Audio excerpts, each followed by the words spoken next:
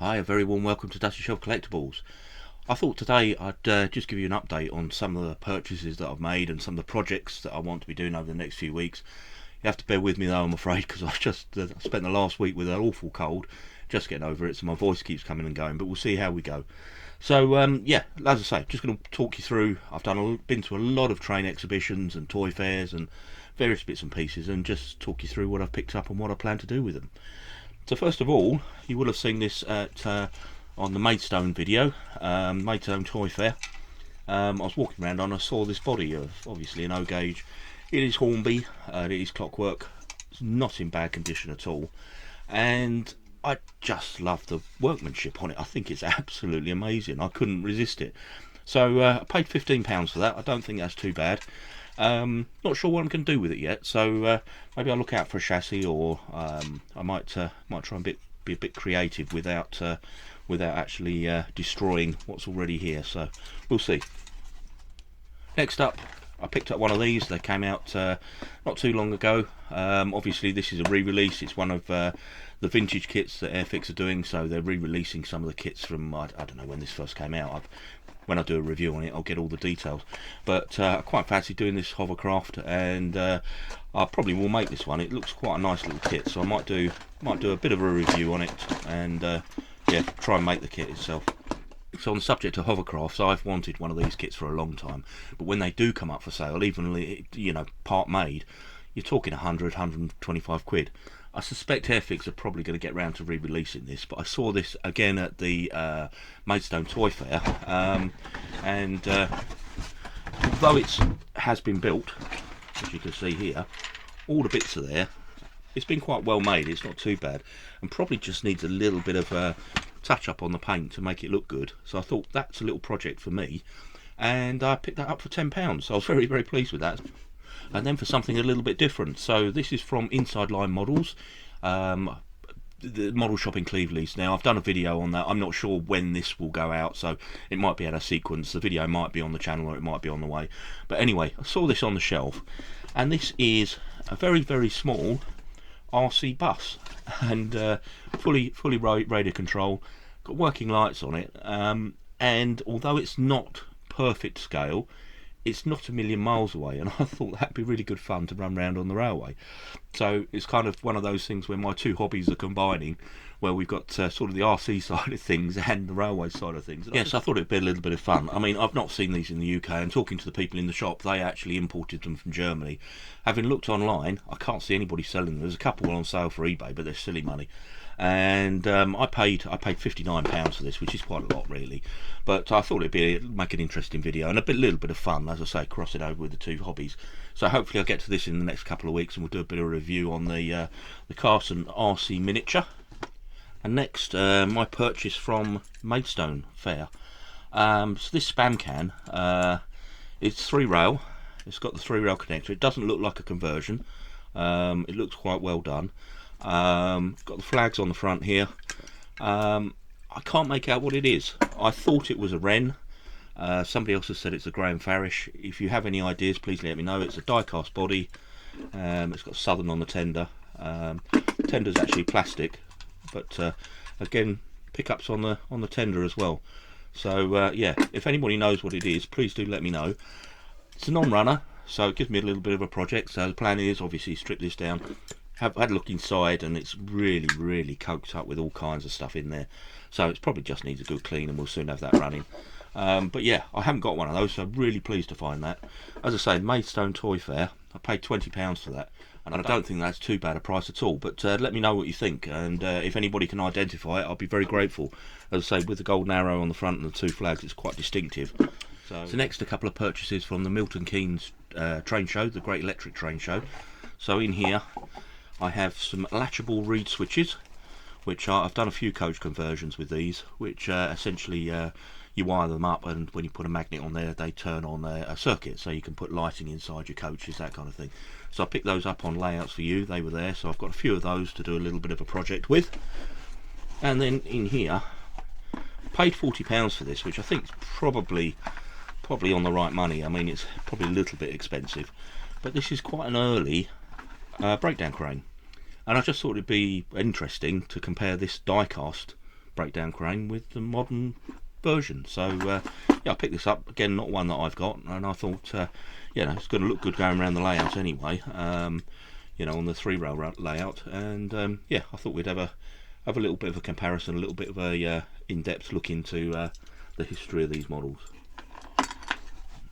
Right, so on to probably my favourite purchase, which is this beautiful loco, obviously in G gauge. It's got the tender over there, I just haven't brought it across because it doesn't fit on the table. I picked this up in Jobs Toys in Fleetwood. I paid £100 for it. It's a non-runner, and obviously I don't know what's wrong with it, I don't know what's inside it, but what I thought I'd try and do with this is actually do a radio control conversion. So make this a battery loco, so it's not picking up from the track. Put a speed controller in there, put a sound unit in there, and smoke generator, and try and get this into a nice little runner. You never know, I might open it up and find that it's just a wire off, and everything's going to be good. But I thought, yeah, £100 for this could make a lovely project, and it's a beautiful looking loco. Really does have a presence. I don't know if you can make out all the mechanism here. It just looks fantastic. It's going to look really good. I mean, even as a static model, it looks superb. So really pleased with that. As I say, paid £100 for it, so a little bit dear, but I don't think it's too much for what it is. So I've got a few kits as well to do that I'll be putting onto the channel. So J&S models were at the Milton Keynes show, so I did pick up another couple of their models because the last couple that I've done of Jimmy is so good. I thought I'd give them another go. So I've got a chimney and also this pump and boiler house kit there to be made. I'll film those and put them up on the channel. Quite expensive though, I'm afraid. So those two together were £40, so they're quite expensive kits, but I do think the quality comes through on them. But anyway, we'll see how those go. So I picked this one up from the local model shop, Metcalfe Models. I just wanted a little bit of a scene on one of the 3-rail layout that I'm doing. So I picked this up from John Duckfield's, which is my local model shop, £15. Yeah, and I'll make that on the channel at some point. Okay, and a couple of other little bits of projects. So I've got another couple of these Tamiya kits. I was placing an order for some bits and pieces from Japan, and I tucked these on. So going to do this one again, just because I think these are great stocking fillers coming up to Christmas for sort of the younger modeler. So I'll put that one together and put that on the channel. And then this one I'm going to have a little bit of a play with. What I want to do is, if you saw on the previous one of these, I did a little bit of chrome painting on the cowl of the body. This one I want to get some gold paint and try and do this in a really crystal, reflective gold, and just try to do it as a show car, just for the hell of it. So that's that one. The Maidstone exhibition, I don't know if you saw, I picked up this Batman, gave it a little story about the scar on my forehead and this thing on the front here. Now I paid the guy a £5 for this. They're not really worth anything, but I've managed to source some glass for it, and the little bit that's missing in the middle. And the plan is I'm just going to strip this down, repaint it, and try and make it look really nice, just as a little project. And then this one here, this was again at Milton Keynes.